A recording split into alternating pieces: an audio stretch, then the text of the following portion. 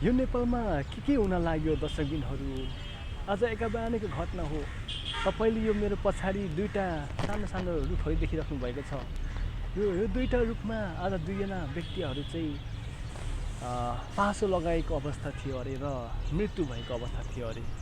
तपाईँलाई म यो रुख देखाउन चाहन्छु। के रुख हो?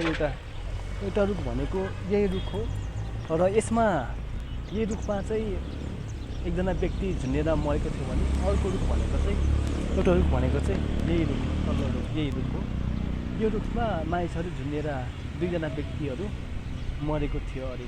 है त दर्शकबिनहरू, यो खबर सुन्दाखेरि मलाई एकदमै दुःख लागेको छ र उनीहरू कहाँको थियो र कस्तो अवस्थामा थियो त्यो त थाहा छैन र किन उनीहरू आत्महत्या गर्यो होइन। यो रुख देखिराख्नुहुन्छ, दुईवटा रुख देखिराख्नुहुन्छ। यो रुखमा मानिसहरू झुन्डेर किन मऱ्यो होला त? कारण बुझ्ने भने एकदमै अचम्मको घटना छ, एकदम अचम्मको भनौँ न, त्यो सोच्नै नसक्ने अवस्था छ।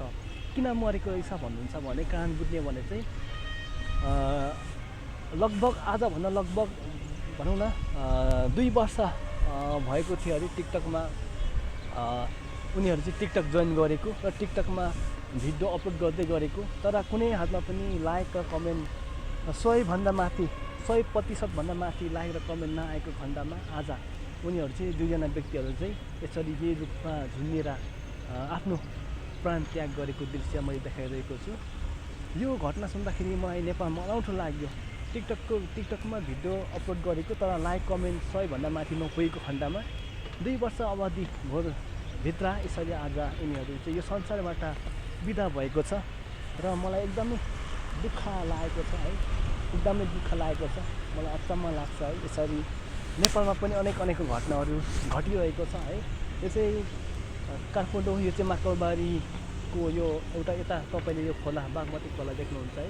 बागमती खोलामा यसरी दुईजना व्यक्तिहरू झुन्डेर मरेको अवस्थामा बिहानै यहाँको प्रशासन र यहाँको भनौँ न प्रहरीहरूले चाहिँ खोज अनुसन्धान गर्दाखेरि त्यस्तो घटना घटेको रिपोर्ट देखिए त दर्शकबिन। अचम्मको घटना है त यो।